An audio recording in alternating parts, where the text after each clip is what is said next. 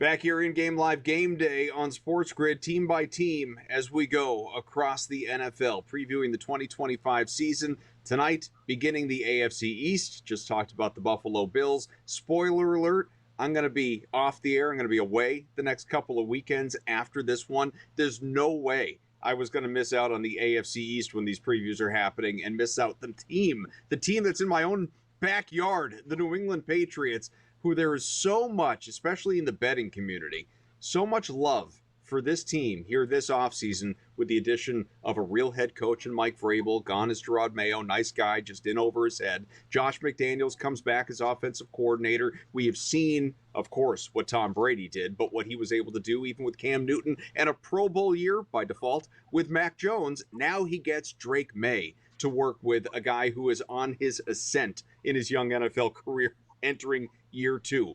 New defensive coordinator, some new pieces. You get Stefon Diggs in. What are reasonable expectations for him? We will see. But there is no surprise, despite a 4-13 season, that this Patriots team is sitting with an over-under of 7.5 wins, minus 155 as well to the over. There are a lot of people thinking playoffs for this team, and I am one of them. To make the playoffs, plus 160 on FanDuel for the Patriots, minus 200 to miss. Of course, you get into the loftier odds that are maybe a little more unrealistic, but I'll mention them anyway. Plus 550 to win the East, 35 to 1 to win the conference, 75 to 1 to win the Super Bowl, something that we all thought not too long ago they were going to do each and every year for about 2 decades. Let us bring in Pat Lane. He is one of the guys that covers this team for CLNS, for Pat's Pulpit, SB Nation. He is on Twitter at Plane or P Lane if you prefer, _Pats.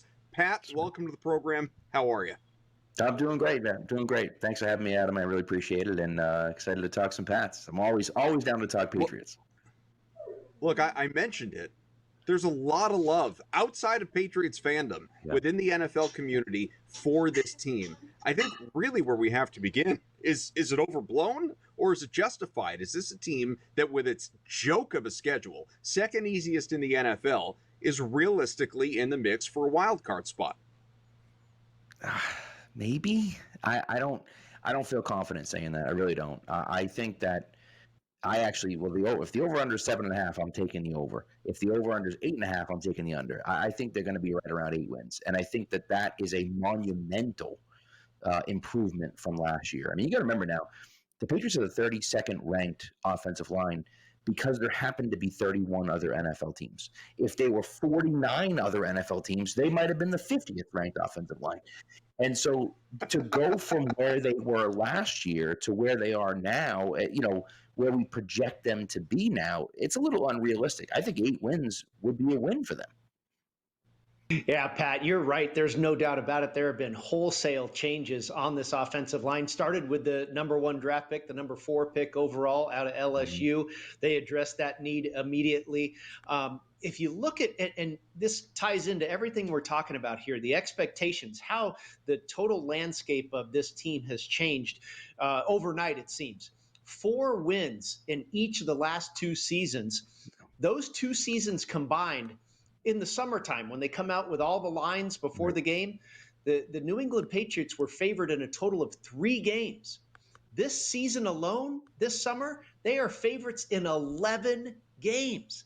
Yeah. I mean, that is a massive jump. Is, like Adam said, is all this justified? Is this really going to happen?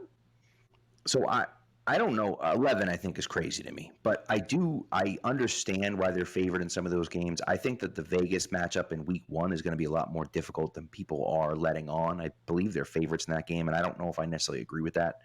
I will say I love the fact that Vrabel has them focused on the details and focused on the little things and doing the small things right. I think last year we got away from that. At the end of the Belichick era, we got away from that a little bit. The focus on those minute details. And now I think we're a little bit more focused on that. And I think that will kind of springboard them into being more successful. But, we're still not there yet. I mean, obviously we're hoping Stefon Diggs is wide receiver 1, but he's 31 years old coming off a torn ACL, right? And I love what I've seen from Pop Douglas, and people are raving about him at camp. but like he was good last year, but not incredible. And Kayshon Boutte's your third wide receiver, and you feel okay about that, but not great. And then Mac Hollins is the other guy they brought in, and it's like Mac Hollins is a bit receiver, and I like him for what he can do, but he's not going to go out and catch 60 balls for you and be a game changer on offense. So for me, at least, I look at it and say the lofty expectations, the fact that, we're looking at it thinking, hey, they're almost even to make the playoffs. It's a little bit too much for me, especially when you look at how stacked the rest of the AFC is. Look, I know the Jets and the Dolphins are the Jets and the Dolphins, but the AFC is pretty stacked, and you look at the quarterbacks that play in that conference. And I think that, it's going to be an uphill battle for them, even if they have a fairly easy schedule. Some of those games may end up being a little bit more difficult than we think.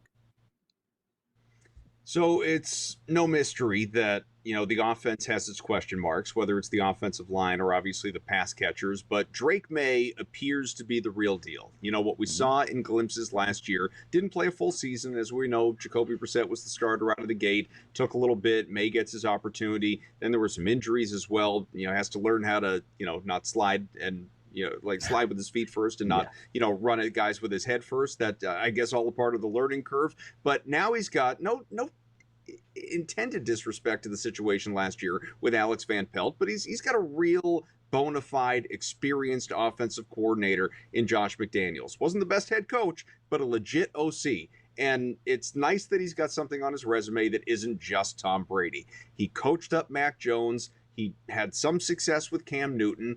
What does Drake Maye look like in year 2, where he knows, no mystery, starter out of the gate, with McDaniels working with him and adjusting the scheme away from the Belichick era to now playing into his strengths, mobility, the fact that Maye can take off and sprint. I'd go over on his rushing yards, by the way, but we don't have a prop available for that yet.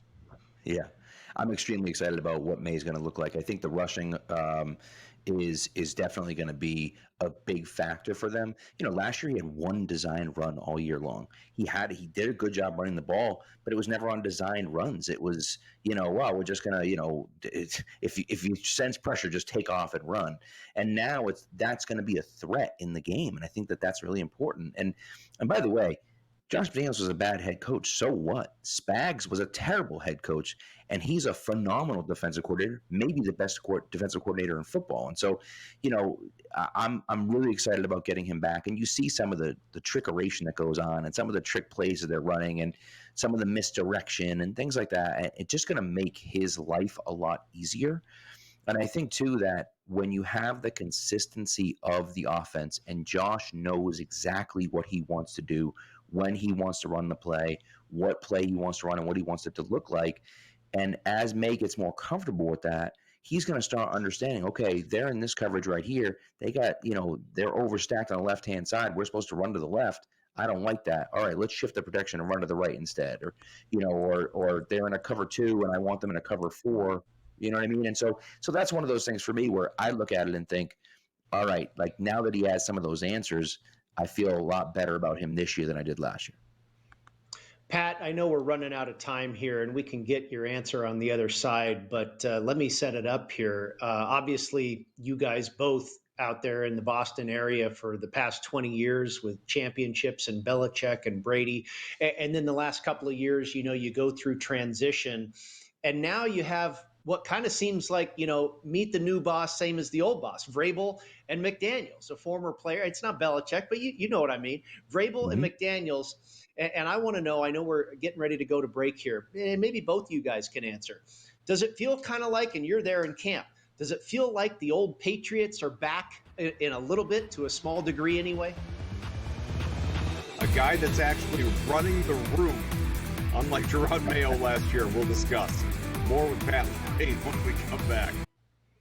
Back with Pat Lane, Pat's Pulpit, as well as CLNS. We're previewing the 2025 Patriots season. And Pat, just before the break, Brady teed up a question basically around Mike Vrabel and how much of a return to what we saw, at least in terms of, I don't know, authority, right? Running a room, having a program, commanding respect, all of these things.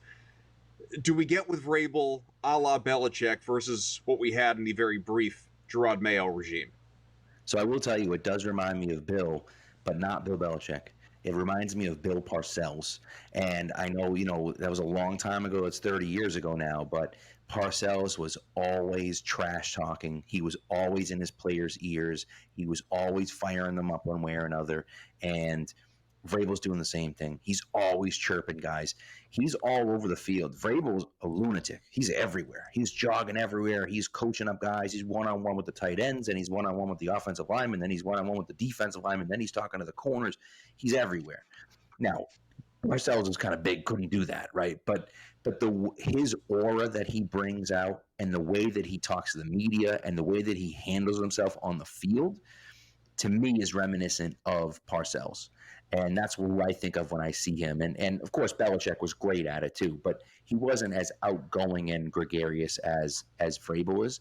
And there was a mistake. Kyle Williams earlier in the week made a mistake, dropped a pass, and then missed a block on back-to-back plays. Basically, he came over to the sideline, and Vrabel chewed him out in front of in front of everyone. I mean, I'm sitting up in the stands, and everyone can hear Vrabel chewing him out.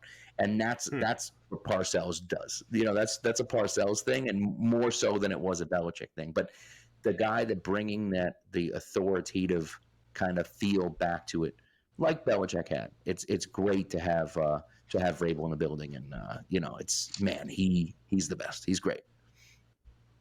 Pat, for all the questions this team does have offensively, and if we have time, we can explore some more of those. The defense has a great reputation going into the season, not number one in the league or anything like that, but I think there are a lot of people that would comfortably say this defense sits, let's call it, top 10 in the NFL. You have Christian Gonzalez, who was all-pro in his first full season in the league. He, enters with very high expectations again, although did suffer an injury in camp, so you can expand on that and where he stands right now. But in addition to that, the secondary adds Carlton Davis from the Lions. Obviously the run defense, huge issue last year. Added Robert Spillane, added Milton Williams. The team went out spent, reloaded on that side of the ball. How much of an impact is that going to make? I think it makes a big impact. I mean, the real thing for me is, to me, defensively, how high they're going to be defensively hinges on five guys. That's the two corners, right? Gonzalez and Davis. If they're both as good as we think they can be, they have a chance to be elite. The two D tackles in Williams and Barmore, if they are as good as we think they're going to be, then that pass rush starts to be really good. And then the edge rushing can kind of play off of that. If you have two dominant defensive tackles out there, it makes life really difficult for your offensive line, no matter who you're playing against. And so that makes a difference. And then to me, the other guy is Robert Spillane. And Robert Spillane is kind of that guy in the middle, that do everything guy. It was really interesting to see him during the in-stadium practice flying around at a great interception on Drake Maye on a drop by Stefon Diggs. Diggs dropped it, and he laid out, full extension layout for an interception. But he plays, gets everyone kind of set up in the right spot, plays downhill, plays physical and fast. If those five guys are as good as we think they're going to be, they have other talent on the roster too. But if those five guys are as good as we think they're going to be, this has a chance to be in that top 5, top 10 defense. And then we just need some of those other pieces to come along and play well enough to bring them to that level. But man, there's a lot of excitement around this team, and especially because Gonzo looks like an all-pro player, right? And so, if that's the case and you get that play out of those five guys, like, sky's the limit. Pat, what about the offensive line? You talked about it in the segment prior, and we're kind of joking about how bad they were, but that was no joke. They were the worst, and maybe beyond that. How much have they improved? I know they've made wholesale changes, draft, free agents, what have you. Can they be an above-average unit this year? So above average is a tough ask, but I do think I've liked what I've seen out of Will Campbell. He's lost at times, but he's going to lose at times. He's a rookie, right? I've liked what I've seen in Will Campbell at left tackle. I'd liked what I've seen with Jared Wilson at left guard. And it seems as though Wilson has won that spot at left guard. And now you're going to be turning over saying, okay, who's going to be playing center? Now it's going to be Ben Brown, Cole Strange, or Garrett Bradbury playing center. So I've liked what I've seen from those two guys. Center, we'll see. Bradbury was fine when he was out there, so I think he'll be okay. And then I'm comfortable with Onwenu at right guard.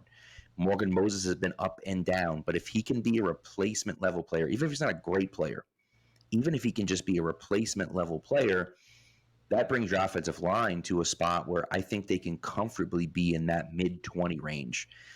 And even if they're not then above average, mid-20s is like okay, not dreadful. And I think that makes a huge difference. The other thing that really they have working for them is that Campbell, Onwenu, Moses, and Jared Wilson's okay at it, but those three guys in particular are phenomenal run blockers.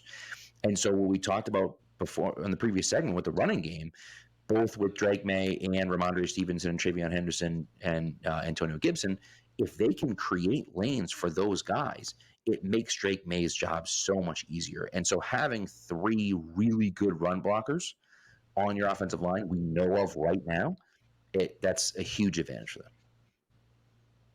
All right, let's mix in one more prop, and it is Drake Maye. Again, he is the star. He's the center of attention when it comes to the New England Patriots.